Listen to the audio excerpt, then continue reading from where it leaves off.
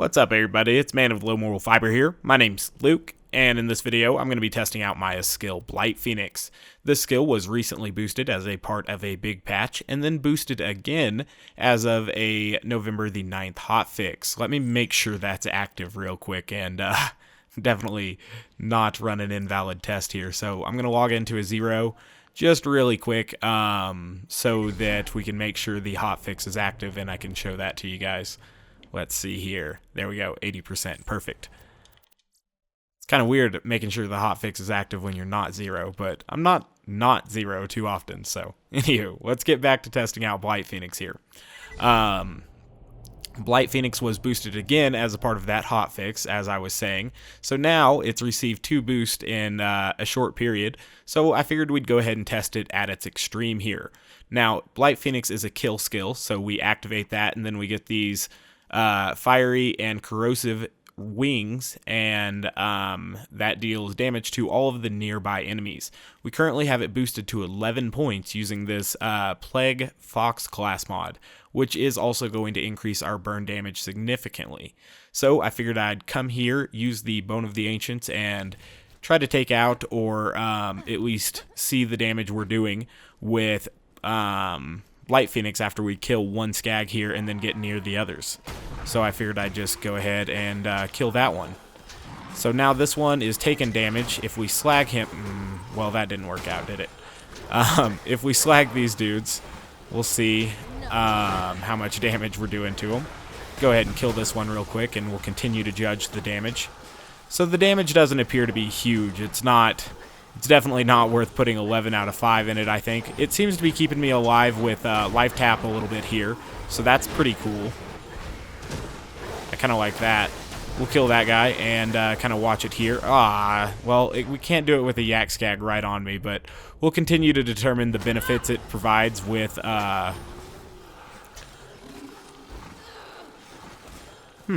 not bad with life tap, really. It heals me all the way up above health gate consistently in a short period of time. And when it's only one enemy, if he'd even attack me, we could determine, it's too late. Oh well. Cool. Regardless, it appeared pretty good there with life tap. However, I don't think it's very, reliable or worth using a Fox class mod over a better class mod.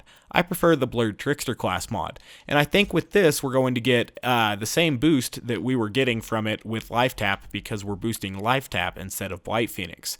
So since we weren't really relying on Blight Phoenix to get kills for us, but it was beneficial for life tap, I figure we can switch over to that Blurred Trickster class mod. Interestingly, though, in my Blurred Trickster build, without these points in Blight Phoenix, I would put 4 points in Immolate or 4 points in Flicker in order to get down to Chain Reaction and Cloud Kill, which is now good as of a recent patch. I can't skip any more points in these 2 skills, and so I actually have to sacrifice 1 point in 1 point in Inertia to get that point in Blight Phoenix. So we'll try to determine if we think Blight Phoenix is worth the 1 point out of Inertia, and whether or not I will work it into my build.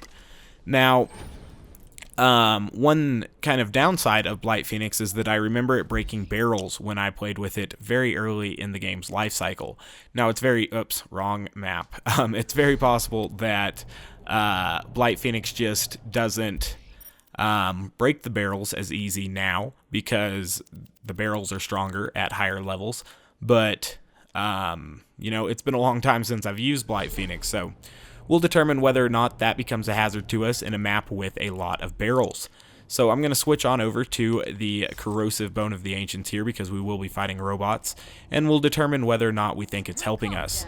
Now, obviously, it's probably going to be more helpful perhaps against wildlife enemies and enemies that you can keep close. I can keep these enemies fairly close to me, and we can determine, if it's helping us here. So let's go ahead and slag this dude. So between it and Cloud Kill, we should always have like a pretty solid source of damage over time, and as long as we keep kills up, especially with the Blurred Trickster build, we're going to be pretty healthy. So I think it kind of adds to Maya's tankiness when using life tap, especially when you have a lot of points in life tap. Obviously, it requires you to get kills. It does look pretty badass, so that's a benefit aesthetically. You know, that's kind of cool. Let's try to see its damage here. Ah, crap. Whatever, I'll just kill that guy. Or Cloud Kill will. Whatever, I'll kill this guy.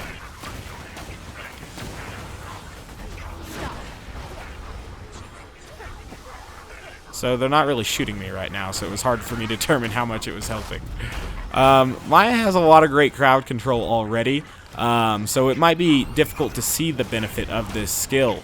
But I think it's probably more beneficial perhaps to have that than more points in... ooh, I don't think it would keep me alive through that dot, so let's get our... inertia going there. Perhaps it's more beneficial to have more health regenerating skills, you know, since it is effectively that when combined with life tap, than to have more shield regenerating skills. I'm also thinking about switching to a beefier antagonist. I don't know why I've been using this one with the low recharge delay when Maya has a significant, you know, reduction to recharge delay there. Perhaps I should go with a higher capacity, which is in a lesser capacity boosted by ward. So that's something I need to change on this Maya build that I have. I forgot about that. Alright, so we don't really have a chance to see it against this guy, so I'm just going to kill him really quick. And we'll go to a map where we can probably group some dudes up with the Quasar, or a part of the map at least, and determine whether or not it's helping there. At this point, this is kind of turning into a Does It Suck episode, and Cloud Kill's really damn good now. That's ridiculous. So Cloud Kill obviously doesn't suck. We determined that in a previous episode. But it's hard for me to say that it's not worth the 1 point if you're not going to, you know, max out Immolate or Flicker. I choose to max out Flicker, even though I haven't really been using it in this run, because it helps...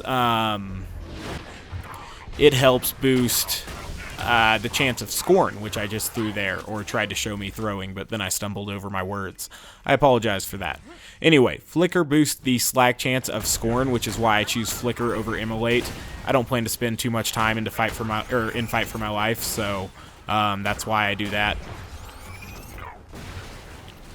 Okay, so we can't really test it against these guys because they get so, you know, explodey and shit. We can't have that.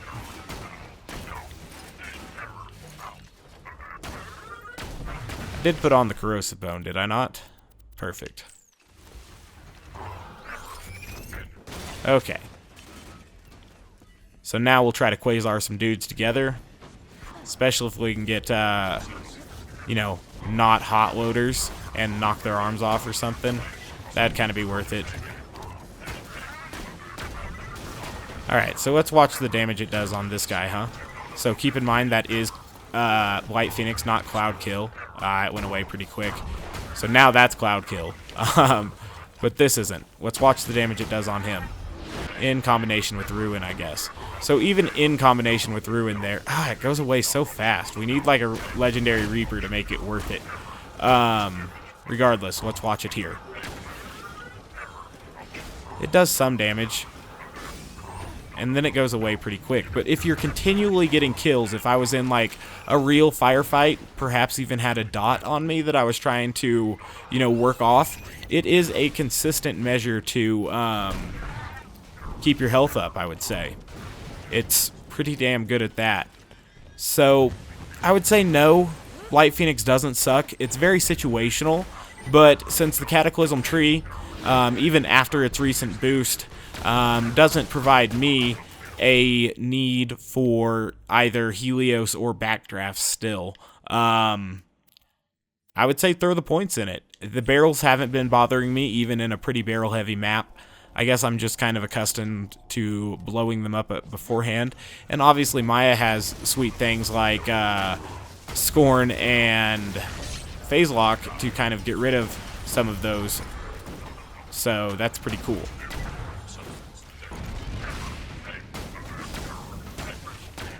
I mean, it's just an accessory to life tap, basically. And if you like life tap, I would say, yeah, try it out. Also, it's kind of an accessory to Moxie weapons as well, so if your Maya relies on that and getting Ruin, yeah, I mean, it's not bad. If you were attempting a Maya melee build, I would definitely recommend it, because then you'd kind of be in the fray, probably using the Love Thumper, perhaps, or the Hide of Terramorphous, but with your shield down a lot, and perhaps using a Grog Nozzle or, you know, other Moxie weapon as one of your health recovery tools, then yeah, definitely.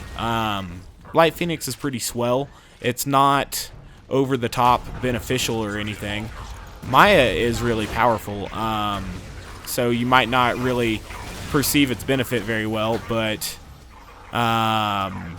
you know, it's pretty useful in a mobbing capacity. You obviously wouldn't need it for any, like, raid boss stuff, but, you know, it's alright.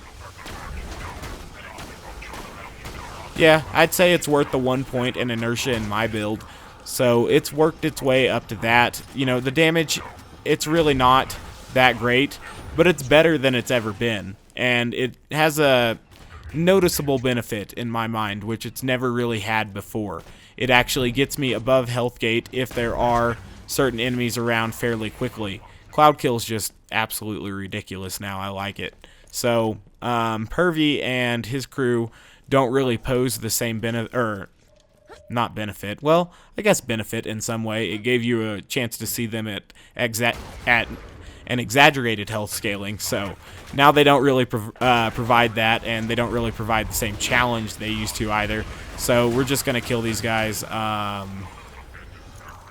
Maya's life tap is a pretty ridiculous thing, so, you know, even with just Cloud Kill, it's going to keep her health up, but, you know, Cloud Kill has a delay and everything, and you might kill an enemy, geez, and the antagonist in combination with boosted kinetic reflection. Maya's just really, really tanky. This is another way to help her tank, so I like it. I'd say go for it. If you don't like it because of the potential to cause barrels to explode and stuff, I can definitely understand that.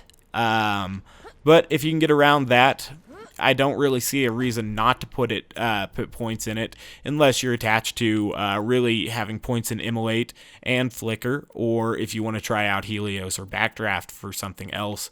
I guess some people would use Backdraft for a melee Maya build, but I think you could still work Blight Phoenix there in a beneficial capacity. So I'd recommend it. It's, you know, definitely not a must-have, though.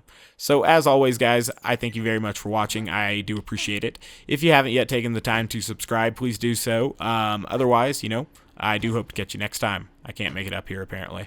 There we go. All right. Bye, guys.